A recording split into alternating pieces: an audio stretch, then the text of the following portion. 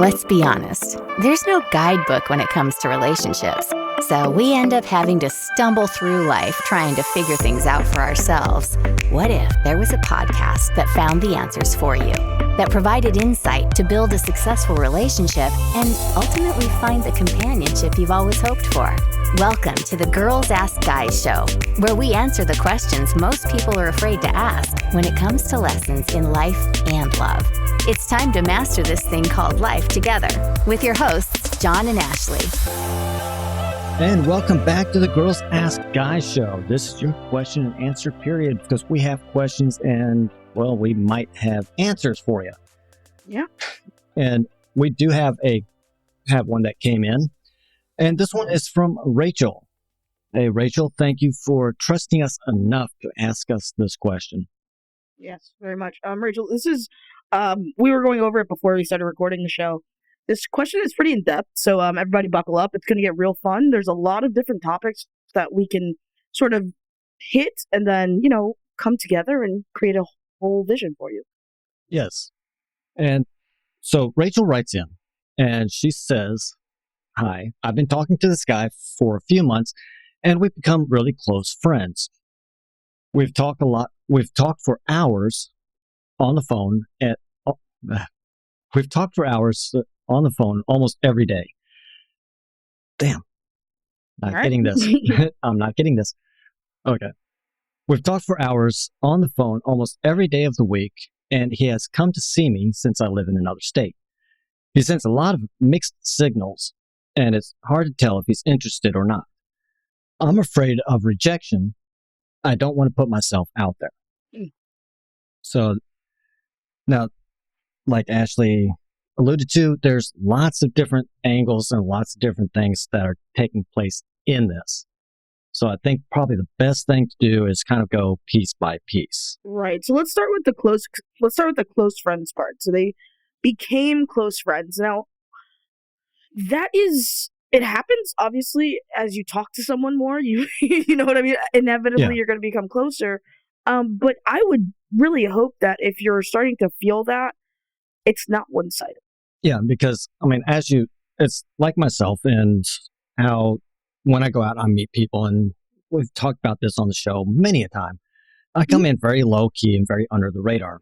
And the only thing I'm looking for is just a conversation. This way I can kind of filter through and find out, okay, is this a person I want to go out with, or maybe just hang out with as friends, strictly platonic, nothing else involved. It's like my old thing in the grocery store. You like those chips? Really? Why? Right. And as the conversation develops and I get off talking about potato chips, because you can only do that for so long, I actually start asking them what they do, where they go, what their interests are, what is their passion, what really drives them to get up in the morning and face the day. So it's that kind of thing. Right. And to me, that's the evolution of conversation, like you said before. And so that part I can understand being confusing, though. We become close friends. I'm not quite sure.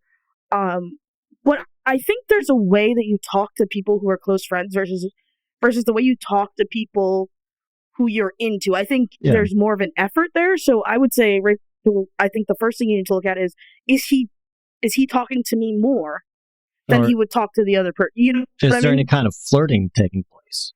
Well, she doesn't know, I don't think. Well, honestly, if he's doing that friendly flirting or just that sincere flirting, that could be mistaken as friendship and not as a romantic interest. Because, I do that at work. Jeez, practically my entire shift. I'll be walking around the casino floor, and I'll just be seeing somebody, they're on the slot machine or just kind of wandering past. And I'll just stop them and I go, "Excuse me, you do know you have to be 21 to be on the floor, right?" Right, yeah, and that's fun. Yeah, and it's fun, and it's just sincere flirting. It's not meant to start anything. But they get a laugh out of it, I get a laugh out of it, and almost instantly they start opening up. And, "Oh, you wouldn't believe it. Everybody says that to me. Look at this picture when I was 18. And I Sir, was like, that's expired. If this picture was taken when you were 18. yeah, well, I mean, That's fun. they're in their mid-30s, but they still have Yeah. pictures when they're 18 on their phone. Oh yeah. So they're going through and they're just like, and I'm like, yeah, you still look the same way.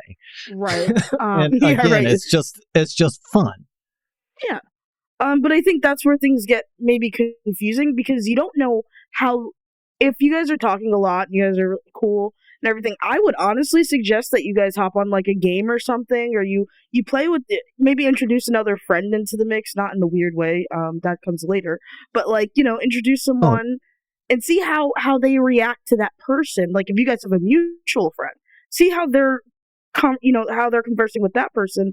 I think that would help a lot. Is if you can see how someone's interacting with you versus anybody else, it gives you a clear indicator on how they feel about you sometimes. yeah. And if that doesn't work, really my biggest tip is, and this is going to be jumping ahead a little bit, is just flat out say, where are we going? I mean, Hello. this is where I'm at. I like what we have, but I want something more. I was trying Where not are to you? end the show this early, John. Yeah. Yeah. But that's basically it. I mean, realistically, so I mean, if you're close friends, I would say I think you should see how he interacts with other people. Does he really confide in you though? Like, what do you mean by close? Because close to me, like I have close friends in different aspects of my life. I have people who deal with me emotionally, people who deal with me on a on a business level. So we're close, and we all have the same level of closeness. But is it intimately close, or is it just like we talk about things? I'm sorry, my phone was going off in my. It came across on my headset, and I couldn't hear anything. It happens, dude. Like you got to leave this in. This is good stuff. Yeah, People need to know behind the scenes. yeah. Well, when my phone starts ringing, it like goes straight through to my computer and comes over my headset. So all I hear is dun, See? dun, dun, dun. You got to start putting your phone on silent. It is on silent. Oh shit. Okay. Well, never mind. You got to start turning that motherfucker on do not disturb. Yeah. I just No, sent but it over. really, I mean, Yeah, I just sent it to Google Assistant, so it's screening the call. oh, that's nice. Yeah. But That's fancy. But yeah. anyway, Rachel, back Yeah. to you. No, seriously, if you guys are close friends, how close? What do you Yeah. trust him? Does he trust you? I mean, close is such a relative term, especially Yeah. as you get older and you get more friend groups and everything. So I would just, I mean, obviously ask. That's the real point, I guess Yeah. we're going to get to. And- but But also, what kind of conversations are you having? right, I mean, that's another big one. Like, I've asked girls where, okay, how do you solve arguments? I mean, if we ever got into an argument, what do you do? What do you need? And some of them are like, we got to finish it now. Others that's are how I like, am. I've got to step back and kind of regain my composure before I really go off the deep end. So, I mean, that's another one of those, and it's a relationship building type question or conversation Right. to have. Yeah, because I'm a screamer. Like, I want a screaming match. I want, like, WWE, fuck you too. I want that. I want that visceral reaction. The person I'm dating, it's like, shut down, walk away. And I'm like, can we just yell for 5 minutes? I just want to yell. And Yeah. they're like, no, we can't yell at all. And so we've learned how to work through that. But yeah, it's a really good question. It's like, how do you solve arguments? And some of the And- other other harder questions to have, like I've had questions where you pose it and they're just like, and it's scary to ask them because you're taking a chance. You're pretty much risking everything by asking the question. Yeah. But if they're receptive to it, then you go into that conversation and you come out on the other side and you're just like, wow, why was I Yep. scared to even ask it? It gets silly. Yeah, it really does. It becomes so weird that you were so afraid to ask. And I think that's one of the things that you probably should do is, aside from have the conversation of, are you into me? Are you not? Just simple questions like John said, how do you argue? Another good one would be like, what do you want to, if you could be doing anything in the world right now with your career, what do you want to be? And that just opens up the concept of their future and the longevity that they see their life going into. And it obviously always leads to them being married or something if they want to be. So you kind of get idea of what their end goal is. What kind of Right. relationship are they looking for? Another fun one is if you could describe your life as an ice cream flavor, what would it be? Rocky Road, baby, Rocky Road. I Moose think trap. everybody says Rocky Road. Yeah, of course, because it's Yeah. like the easiest, it's the go-to. But I would like to think I think that's a very fun conversation, and then you should probably even add it in there.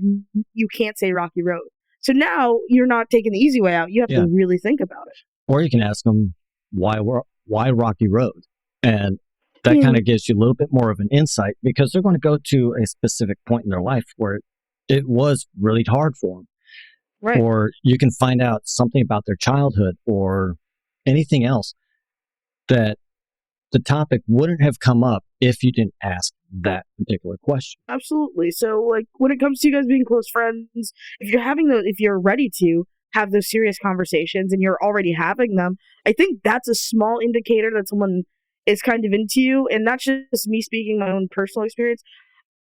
I mean, like, unless you're sleeping with me, there's very few people who know too in depth about my life. And, it's because Yeah. there's certain things you share with people that you're intimate with. And if he's willing to be that vulnerable with you, then you might want to, obviously you have to ask, as we said, but you might want to consider that an indication. Yeah. And if we get just a little bit further down into, okay, so he came to see you and you live in another state. That to me right there is a Yeah. huge indicator that he is definitely interested. Because there are very few people I'm willing to drive cross country or spend money on an airline ticket, even though they're like deeply discounted right now. Take time off from work, fly up there or drive up there, stay in a hotel, whatever it is, just to see somebody. It's very true. And I think that is, I'm kind of weird because I have a lot of friends that I've met through Facebook and everything, and somehow I haven't gotten murdered, but I've seen a couple of them. And so I don't think that's that big of a deal to me. I'm a traveler. I like to go places. I like to see new things. So even if I didn't like somebody, I would still go visit them. Like, when did he come visit you? Was it like booty call out? There's a lot of questions about the visit. Yeah. But realistically, but to me, even that's driving not, like, 3 or 4 hours, that's like or for me to see somebody in Houston, that's 3-hour drive one way. So that's 6 hours I'm spending on the road. That's 30 minutes on a plane, John. Yeah, but I have to show up at the airport 2.5 hours early. So it's still. I guess. I think we're split on this one because to me it's like, it's not that big of a deal. It's not a big deal. What did you guys do? That's the question. Yeah, but even just take that amount of time out, I wouldn't do it for just anybody. Right. They actually have to hold a special place in my life for me to do that.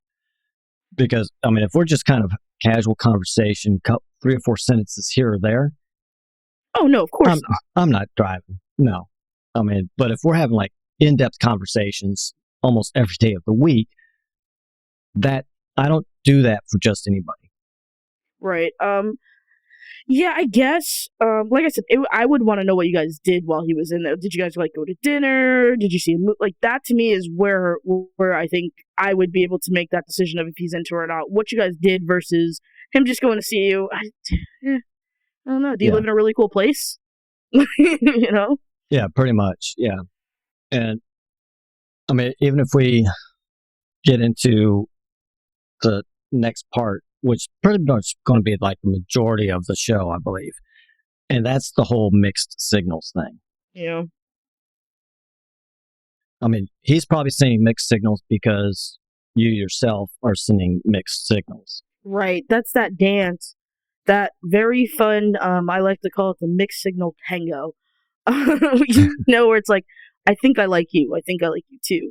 I definitely like you. I think you like me. It's like this really, really complex dance when all you really have to do is just come out and say, hey, I like you.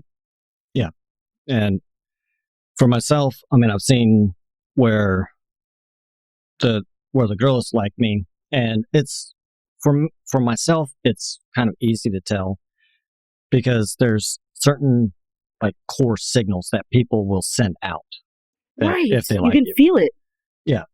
And even if it's just a little flirt here, a little flirt there, again, I take all of this into context. There's no one signal that I can go, oh, yep, she likes me. No, it doesn't work like that. It's everything taken in and looked at in one great big huge view. Yeah. But if I get enough of those, then I'm just like, would you like to go out? Boom, Exactly. done. Yeah. So it's not kind of like I'm sticking them in the friend zone and then pulling back out of the friend zone and then putting back in the friend zone. I mean, that's just going to drive me nuts. Yeah, I mean the mixed signals tango is definitely a dance that I don't enjoy. I'm very forthright with everything. You know what I mean? Like, do you like me or not? If not, okay. But I think the mixed signals thing is probably both of you, and it's always going to be that way until someone is able to come forth and say, "Hey, yeah, I like you." Otherwise, you can be missing out on one of the best things in your life. And unfortunately, with the people that we work with and that we help, that's probably some of the biggest regrets that we hear is because as they go through and they start learning not only who they are and how to present themselves in an authentic way, and then kind of picking up and learning what these signals are taken in context, you can kind of see it. Their face, they start looking down, their shoulders droop, they kind of start hunching over, and you're like, what? Mm-hmm. They were the perfect one, and I missed it. And yeah. I mean, sometimes people don't even realize that until much later, like 3, 4, 5 months, even years down the road. They're like, man, I could have had it. Now look at me. Could have had it. Yeah. Because what's going to happen is you're going to look back and you're going to see it. That's another good thing to do, actually, Rachel, if you're listening to this. I would look back on everything and just, of course, it's confusing because you're in the moment right now, but there are always little tiny signs, and they are just like micro movements. And I don't mean that in like this way of study of body language. I mean, it could just be the extra 10 minutes, like, I have a big day tomorrow, but I'm going to stay up an extra 10 minutes because you're having a bad day. Or, it's your birthday and I'm going to do this for you because I know that you want this. And it's those kind of things. It's those little tiny things that seem insignificant at the time that really, when you look back, you're like, this is a signal. And it's like a siren. You know what I mean? Like it's a siren going off. Yeah. And you kind of miss it, but when you look back on it, it's like a slap in the face. Yeah. I mean, even for people who are in like long distance relationships, but they haven't really defined what the relationship is, and that person sends them an electronic Christmas present. Right. I mean, they took time out. They were thought of you enough to actually do that for you, and you're just like, oh, that's cute, and there's nothing else said. I was working with a person probably about 3 weeks ago, and he actually found out what the girl's address was. He sent her a gift, nothing expensive, nothing extravagant. It was just something that he thought she might like, and she didn't say thank you. And he was like, I'm dumping her, she's ghosted me, she didn't say anything. I was like, dude, she said she got it and she hasn't opened it yet. She's waiting. So she acknowledged she got it, but she hasn't said anything because she hasn't opened it yet. Give her a chance. Yeah, and sometimes it takes way longer. I mean, literally, COVID Christmas has been the worst thing that ever happened to, I mean, obviously people with COVID, but couples who aren't living together because it's so difficult to navigate. And that's the thing. Yeah, someone got the present, but hey, they didn't open it yet. It's okay. They're actually being respectful by not actually opening it until Christmas Day or the day before Christmas. And luckily, he followed the advice. He didn't just like cut her off. Mm-hmm. She opened it, and then she sent him a very long thank you letter or note, whatever, however they were communicating. And he's like, dude, I'm so glad I didn't ghost her. And I was like, she was just being respectful. Right. And patience is real. She wanted to open it with everything else. That's so nice. That's cute. That's a cute story. I enjoy that anecdote. Um, and that's also mixed signals in the way, not in the girl's way, in his way of saying like, well, if creating these ridiculous expectations that don't even need to exist. So, are you guys doing that too? Like, are you setting goals for a relationship that's non-existent? Because that could be why everybody's so confused. Are either of you setting goals that don't exist yet because you haven't had the talk?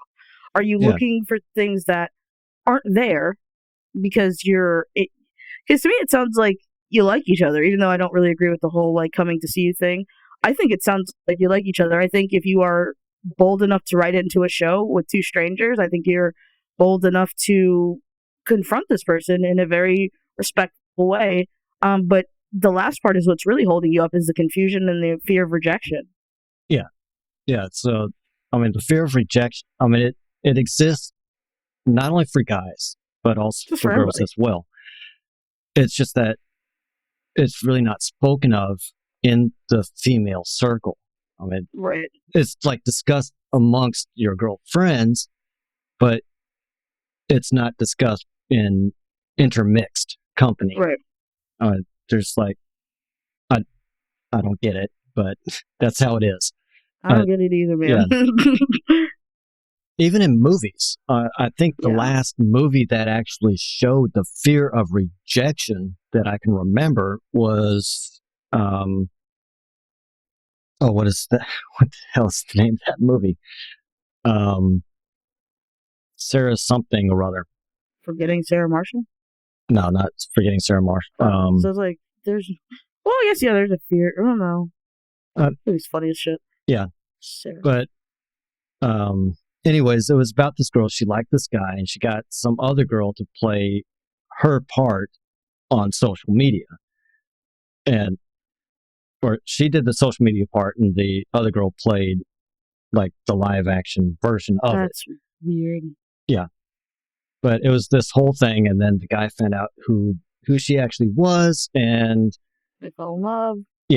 pretty much that's how the movie ended. Except for in the real world, it would be like, you're weird, don't do that.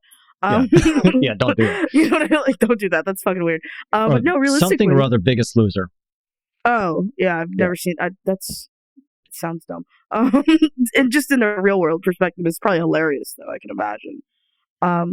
But realistically, when we come to talking about the fear of rejection, yeah, it's real. I mean, and it's not just real in relationship. It's literally, I think the fear of rejection dictates a bunch of stuff that happens in our lives until we're ready to take it back. And it's not uncommon. Like, it's not weird that you're afraid of rejection. It's not anything that's unnatural. It is completely normal to feel that fear. But would you rather like feel fear applying or regret? Yeah, it's kind of like the fear of applying for a job because, I might not be suitable for it. Well, you don't know if you don't ask.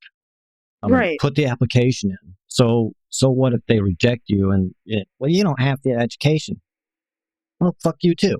Right, exactly. And that's kind of how it goes. I mean, this guy's your friend, so if he's a cool guy like you say he is, even if he rejects you, it's not going to be a way that's going to hurt you or it's going to, take this complete toll on who you are as a person. It's literally just going to be it's just going to be. It's just going to be what it is. Okay, so he doesn't see you in a romantic light. That's okay. That's okay. I mean, you can all you do is you define the relationship.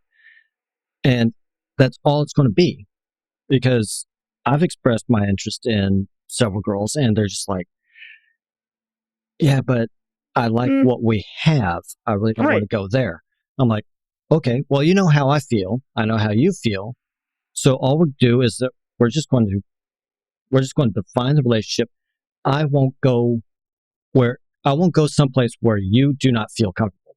I'm not going to ask you for any more than you are willing to offer me.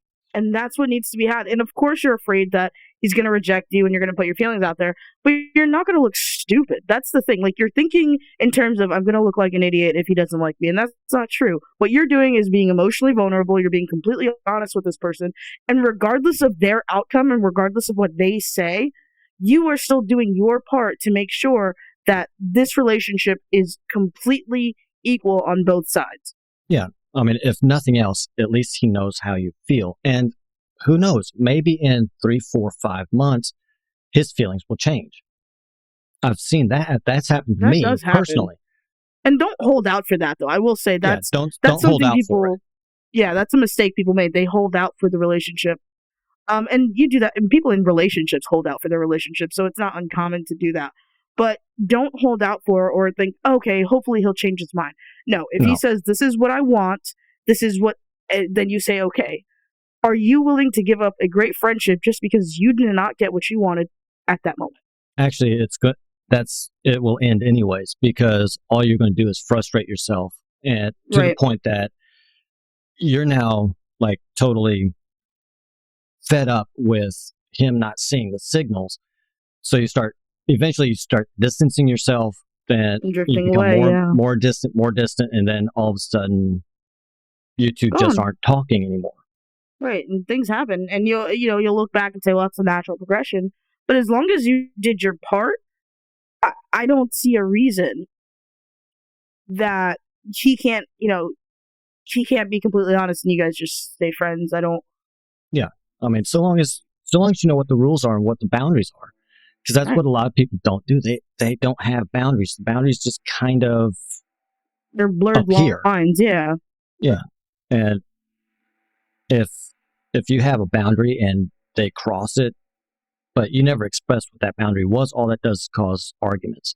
Chaos and arguments, yeah, and you have to be honest. And if you have a boundary that says, okay, I really like this person, but they don't like me back, do not allow them to cross your boundaries of knowing that you really like them and taking advantage of it. You have to put your boundaries in place just like he's going to put his boundaries in place. Now, let's hypothetically say me and John are wrong, which rarely happens, but let's hypothetically say me and John are completely wrong and completely off base. The only way that this could go completely bonkers is if he flips out because A, he doesn't like you back and he starts to make fun of you or something like that, or B, he does like you back and he's actually a nut job. Which is a possibility. A very, very strong one sometimes. Like you ever meet someone who you're like, this, actually, I would like to think the person I'm dating was bait and switch. They seem very mature, but guys, trust me, I'm a child. But realistically, if that's the case, then you have to be willing to think about that side too. Is, am I willing to give up this friendship and go into a place with somebody who I'm not even sure how they operate in a relationship? Yeah, and that's one of those difficult conversations. Very difficult. That you kind of have to have. And just so that you know what kind of relationship they want. And that can, when it works, you can find out so much about a person. Very much. And, I mean, you actually start picturing in your head. I mean, I've had this happen and it kind of spooked the fuck out of me when it happens. Because in their head, they're like already planning the wedding. I'm like, we just had this conversation like 15 minutes ago. Literally me, dude.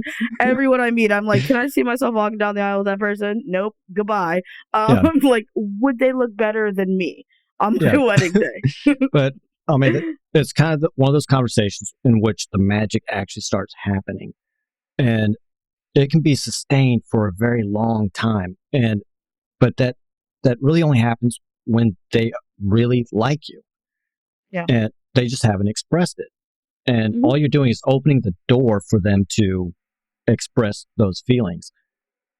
And I've had conversations where I'm like, look, I really like you. I would like to consider going out with you. And they're just like, I'm really not there yet. So I was like, that's fine. And I was like, so what kind of boundaries do we need? So I break out my planner and I'm like, when do you think? But I actually have a friend right now, and it's kind of platonic. It's in a gray zone. I mean, if I try to explain it to you, you're like, no, she's totally into you. So I have this rule where if we're going into one of those areas where there's a boundary, I actually call it the fantasy zone. And Okay, Yeah. I'm listening. Okay, so the fantasy zone. Okay, so what we have is there is no like me and her sex talk. Okay, so the whole sexy talk, the sexting, and all that other stuff. That's like a no zone. We don't go there because it causes uh, too many feelings and too many emotions that just don't want to start to encounter. So Okay. what we do is we enter the fantasy zone and like, okay, the fantasy begins. And then we can go through and we can have this whole conversation. And once we're at the end of it, okay, the fantasy is now over. And all that fantasy rule stuff, all that does is keep us grounded in that's fantasy, this is reality. It sounds kind of weird, but it does work because we can go. I guess that's elaborate, dude. I'm just like, hey, you want to do it? No? All right. And sometimes, John, you're so thoughtful. Yeah, well, it's that's why I'm too good to be true. Not letting that one go. It's too good to be true. Yeah, but what it does, it's kind of like I don't know. Think of if you go and read like a porn story, or you're sitting there and you're watching porn. Okay, that is fantasy. It's not reality. It doesn't work in reality. Okay, so that's all it is. We're just entering into a fantasy realm, and then we're coming back. It's kind of like going to the movies. You go into a different world, watch a different life. You step out out of the theater, and boom, reality hits you. Yeah, I like that concept. Fantasy. I guess maybe I do that, but in a much dirtier way. Oh, trust me, it gets dirty. Yeah, I know. I know what you're talking about here. Yeah, I guess I call that phone sex sometimes, I guess. But whatever you want to call it, John, the fantasy room, whatever. No, but really, you have to, you do. You have to set those boundaries. And if the boundary is we can talk about it, we can think about it, but we're not going to do it, then, talk about it, think about it, don't do it. If the boundary is we're only going to do it. Now, this is where things get tricky. And I think this is the most confusing part when it comes to having these conversations. If you like somebody and you really like someone, the worst thing you can ever do is if he says, let's just be friends with benefits. Because, girl, it's not going to work. It is not going to work. Yeah, that's that part where you start getting that emotional attachment, but that emotional attachment isn't real. It's not being reciprocated. And that causes all kinds of problems. And I can't tell you how many times I've run across emails and talked with people, and well, my friends with benefits for the last 3 years. You mean your boyfriend or girlfriend, right? Like we lay down, we cuddle, we talk about everything. We're thinking about moving in together. Are you in a relationship? Nope. No. We're friends with benefits. Okay, what the fuck is the benefit of being in a relationship if you can't call it one? Because that's basically it. And also, if he's willing to do that with you, it's a hookup that never ended. Right. Like, that's ridiculous. He's taking advantage. And I mean this on the fullest extent, and you can completely disagree with me, but if someone who knows that you really like them offers you to be friends with benefits, they are taking full advantage of you, and you need to run from that person. So that's just a wild, just in case. Yeah. But if that does happen, you need to realize that they're willing to cross a boundary with you that is unacceptable. Yeah, Hold on 1 second. My fucking lawnmower guy's here. Yeah, it's going to take me forever to edit. I didn't even realize it until just now. I was like, what is that? Is there a wind? And then I was like, these fucking guys, dude. They come at the most inopportune times. I swear to God. It's like they have binoculars on my house, and they're like, what? Yeah, for a second there, I thought it was on my side, and I was like, nope, nobody's out I just looked behind me, and I see the little Mexican guy go, oh my God. But, yeah, don't do the whole friends with benefits thing. And, don't. But you do need to define what kind of relationship you have, and that will eliminate a lot of the confusion that you have. And just ask them, just straight out, are you considering actually going out with me? And it's kind of a nice way of kind of leaning into the topic without actually putting yourself fully out there. And believe it or not, you're actually at an advantage having this conversation before you guys enter into a relationship. I think a lot of times people go into relationships, they don't define their expectations. And I think you guys having this little mixed signal tango will open up the door for some very in-depth conversations that'll ultimately lead to the understanding completely of what you want. Yeah. And I mean, hopefully, first off, you actually know what you want and the traits that you're looking for. Because, to tell you the truth, there's nothing worse, at least on my side, of getting into a relationship, having it last for 3, 4, 5, 6 months, and then finding out, this isn't the person I want that I'm really into. You are the person I thought you were. Yeah, I mean, that happens. Yeah. And it does suck. It's such a waste of fucking time. And that's why I go out with like 3 or 4 people at the same time. I can't, man. I don't even remember names that well. But again, that's works for me because I don't want to waste my time. I don't want to waste their time. I prefer just like, okay, you're a great person to hang out with, but there's an element that I'm looking for that you don't have. You don't have, and it's okay. And you have to, like, as afraid as you are, relax. Yeah. Like, it really comes down to just chill out, dude. Like, just because you're not what someone is looking for doesn't mean there's anything wrong with you. Yeah, because like some of the traits that I have, I use adventurous quite a bit in my explanations. But they're like, well, what about me don't you like? And it's, no, I like you. You're just not, your sense of adventure isn't really up to where I like to be because I like going out. I like doing scuba diving, skydiving, and rock climbing and stuff like. And you're more stay at home. Right. I mean, it would drive me nuts to do that for a long period of time. And me being gone and doing all this stuff and then coming back and you're just like, but I want to go. And I'm like, but you don't like skydiving. You're petrified of heights. It's okay. You'd be sitting there on the ground just going, oh shit. I mean, it would be boring for you just sitting out at an airfield. So, and they 99.9% of the time, they totally get it. They're like, okay, I get it. And there's nothing wrong with you. You have to change who you are. Yeah, there's nothing wrong with you.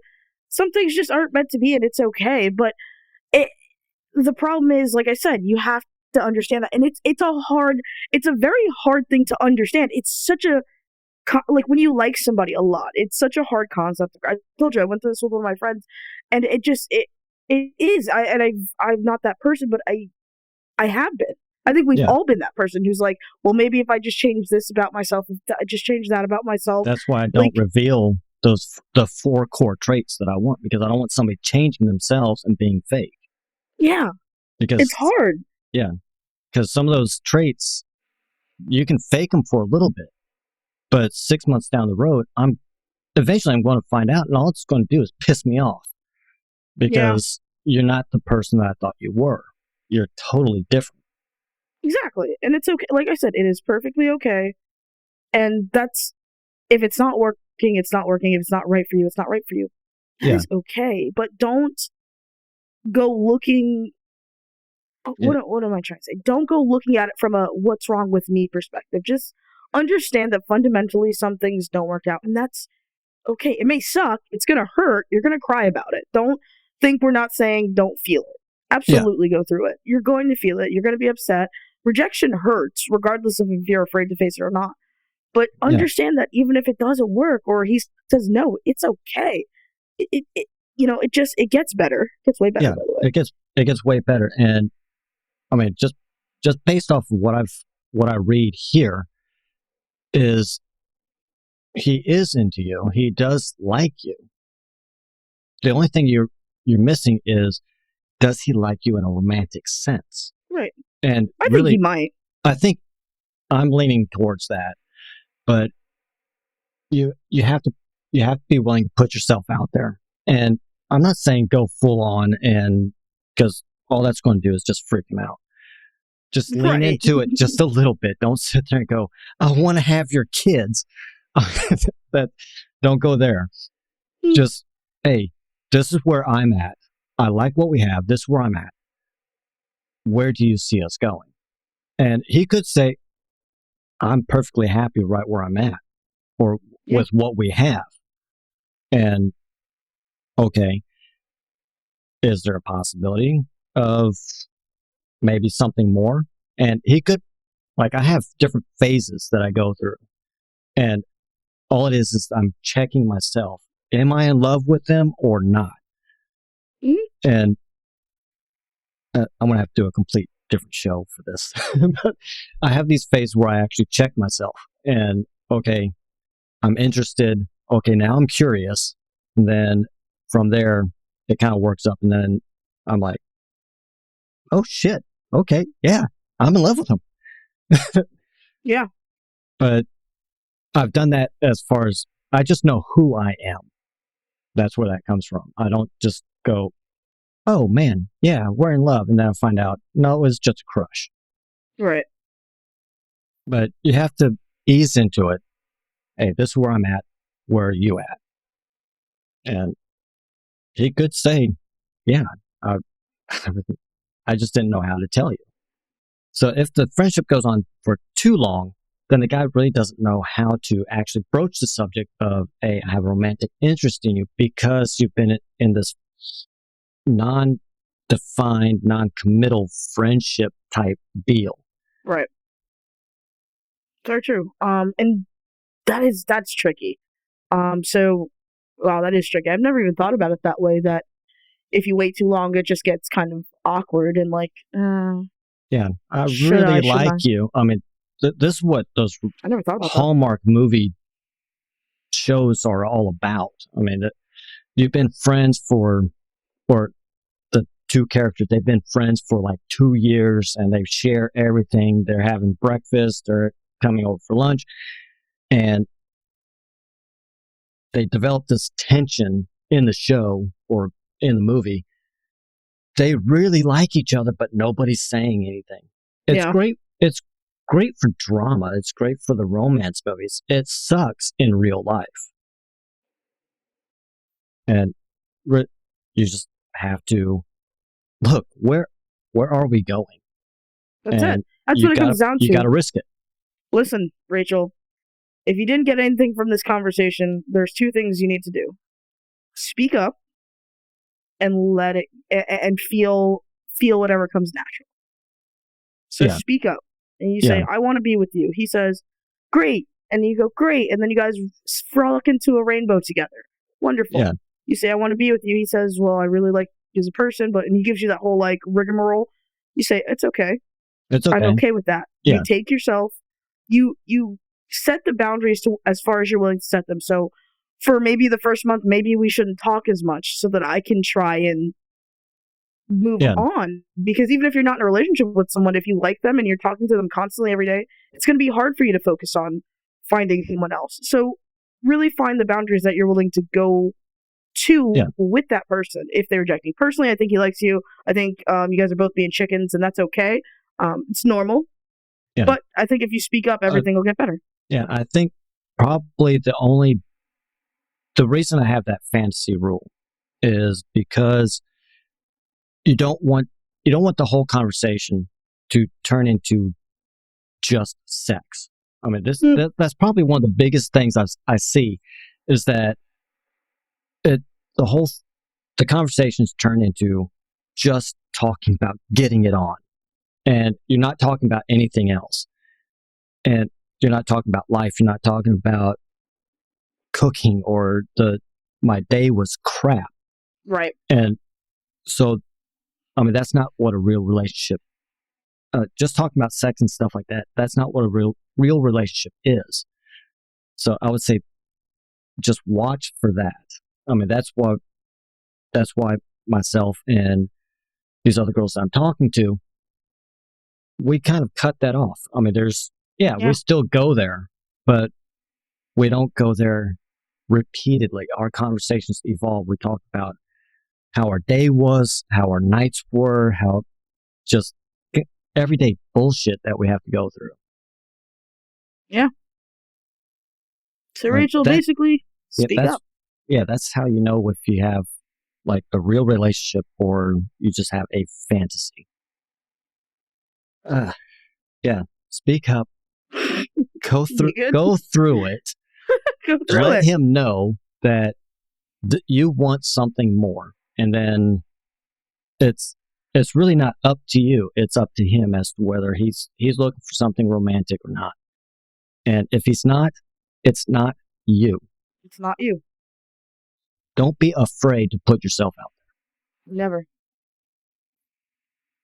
there. Well, I hope Guess we that's it. answered your question. We kind of went on for quite a bit on this one, but I hope we answered your question. If you have any kind of follow-ups or anything else you want us to more clearly define for yourself, just let us know. Be sure to write back in. And always, and this is one thing, please write your age range in there. It helps us understand a little more about, like, maybe you're a little older and you need just a little encouragement, or you're young and you're confused because you've never done this before. I think it'll help when you write in. Just a little thing I think we should do. Yeah, we're going to try and get that, at least on the new website. We're going to try and incorporate that, because it does help us. I mean, if you're like 50 years old, our advice is going to be like, we're going to be twisting it a little bit more. Might be a little tougher on you too. Yeah. But if you're like 18, 19, 20 years old, and this is like your first like real relationship type thing, our advice is going to be a little bit different, because we got to prepare you for what may come next. Right. Compared to somebody that's already had like 5, 6, 7, 8 relationships. You've been married 8 times. We're going to be a little more tougher on you than someone who's never even dated, basically. Yeah, pretty much. So with that, we will talk to you on the next one. That's all for this episode of the Girls Ask Guys show, where all of us learn to master this thing called life together. For more answers to your questions on life and love, be sure to subscribe to the show so you don't miss a single episode. And head to girlsaskguyshow.com to submit your questions for a future episode, or apply to be a guest on the show. Good luck out there, and we'll catch you next time, right here on the Girls Ask Guys show.